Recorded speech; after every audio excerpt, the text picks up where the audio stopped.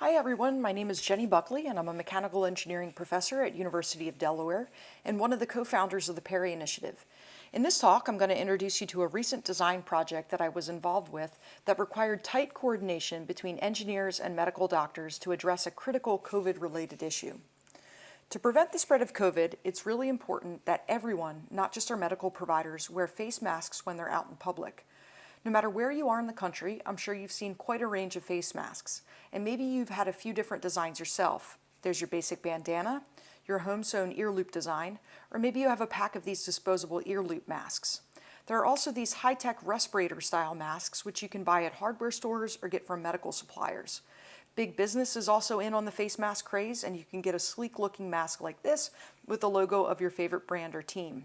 And then there are people who have taken matters into their own hands and are wearing a bra strapped to their face. Actually, don't do that. That definitely doesn't work in so many ways. All of this begs the question of why we're wearing these masks and whether all of those designs are essentially equivalent. Let's take a look at our two most common designs, the ear loop face masks shown on the model at left and the respirator style masks on the model at right. Think to yourself, do these two categories of face masks serve the same purpose? Quiz yourself a little bit here. Answer A for yes, B for no, or C for I have no idea. The answer is actually B, no.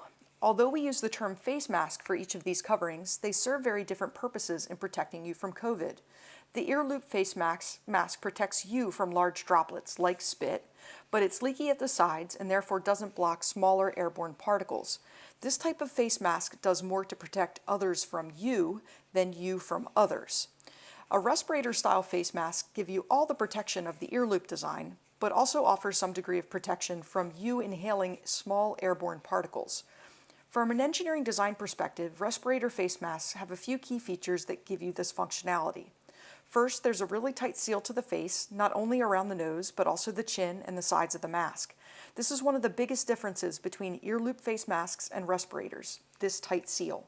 Second is that even though the seal is really tight, you can still breathe through the mask. This is accomplished by using highly engineered layer material for the body of the mask. Respirators typically have 3 to 5 different layers of fabrics, including a soft silk or cotton layer up against the face, and rougher filtering cotton and non-woven plastic layers for the middle and exterior layers. The top-of-the-line respirator masks are rated by the Occupational Safety and Health Administration, or OSHA, as N95. This means that the mask will protect you from inhaling 95% of all airborne particles size 0.3 microns or larger. For reference, a human hair is about 50 microns in diameter.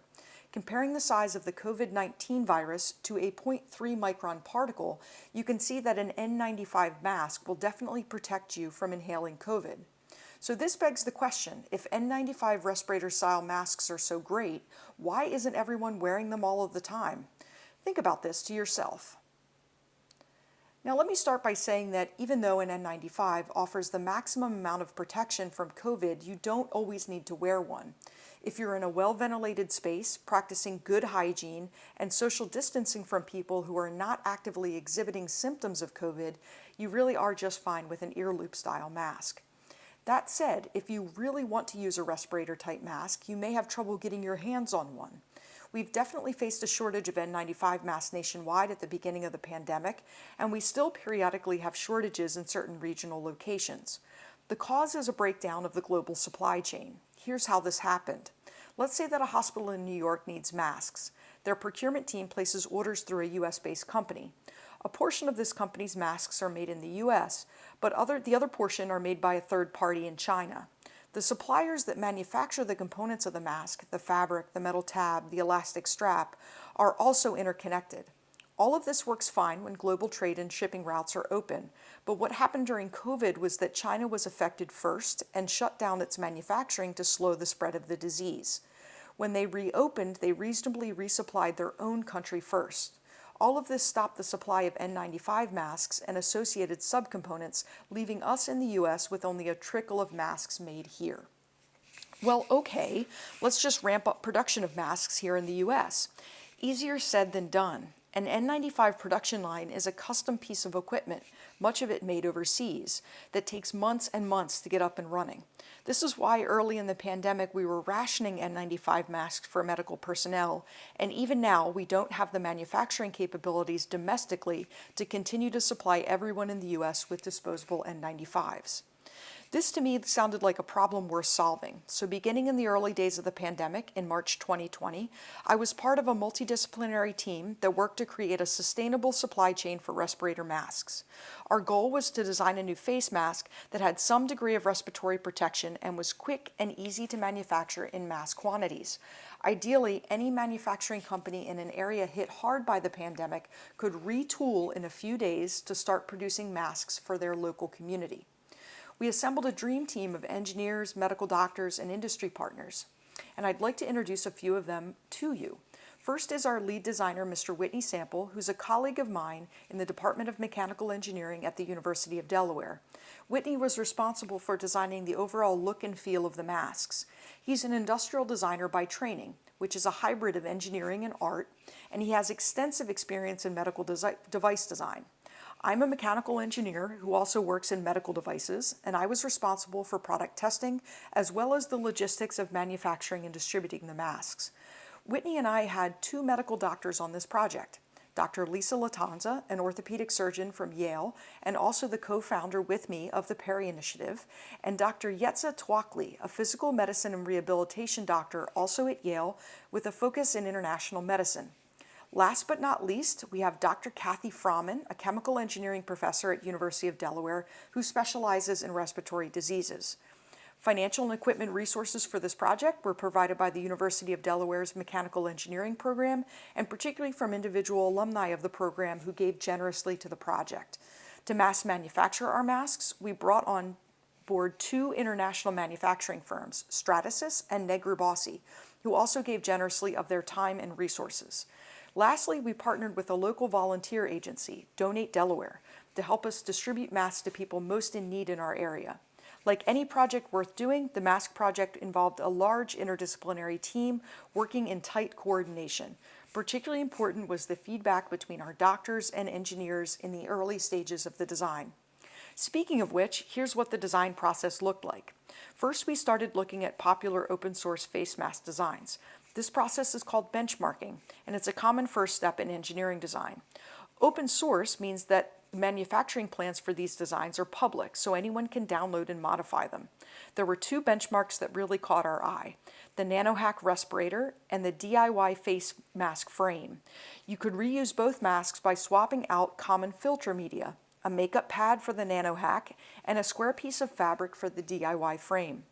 We liked both of these ideas a lot, so we made samples of the two mask types ourselves with the 3D printers in our lab in the Department of Mechanical Engineering at University of Delaware. We found out really quickly that there were major flaws in both benchmark designs. The NanoHack looked beautiful, but it didn't achieve a tight seal to the face, so it really didn't function at all as a respirator. It was also very expensive and time-consuming to manufacture. The DIY frame was very easy to manufacture, but our medical doctor partners were concerned about the filter media being too close to the face. So our lead designer, Whitney, started experimenting with ways to combine the best features of the two benchmarks. Ultimately, he created what we're calling a lofted wireframe design that forms a nest to capture the filter media. Since this design was developed at the University of Delaware and our mascot is the blue hen, we called this mask design the HensNest. You can see that there was a lot of trial and error in getting this design to function as intended. Here's a little video showing our final design for the HensNest face mask. The mask comes as a kit and requires some assembly. The kit includes the three pieces of the wireframe, a filter material, and an elastic strap. First, you assemble the plastic wireframe. This wireframe is the only custom-made piece, and it can be manufactured one-off on a 3D printer or in bulk on an injection molding machine. Injection molding machines can produce tens of thousands of units daily, and our industry partners, Stratasys and Negrubossi, have been doing just that. After you've assembled the wireframe, you fold the filter around the outside of the mask and secure it in place. Then you attach the elastic straps. The mask fits snugly and comfortably to the face. The entire kit can be assembled for around $1. We're interested in what you think about this, so give us your critique.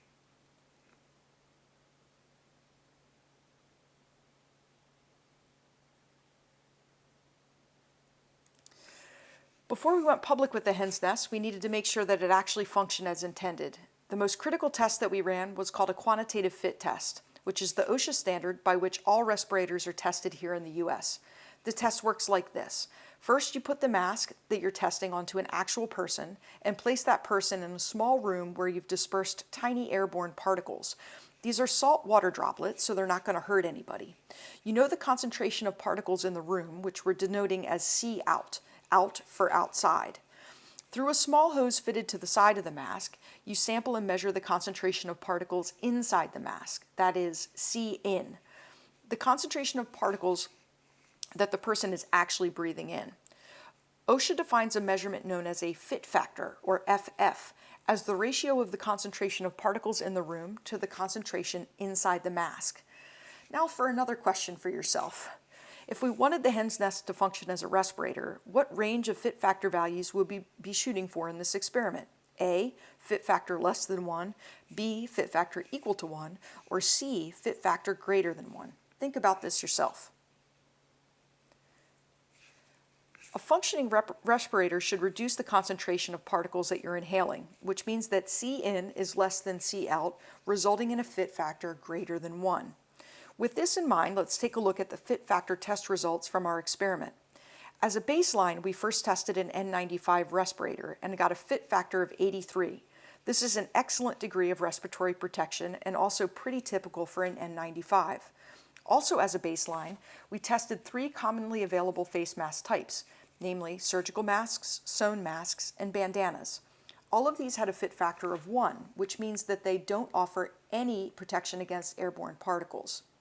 We found that the HensNest mask offered more protection than the common face mask, but not quite as much as an N95 respirator. We tested the HensNest with several different common filter materials. High efficiently particulate airborne home filters, or HEPA filters, which you can find in your home furnace, provide the best protection, with fit factors of 8 to 23, depending on how many layers of the material were used in the mask. The issue with these filters is that they're a bit expensive, running about $8 per mask. 2 cheaper materials also work surprisingly well. The first is fabric made from non-woven polypropylene plastic.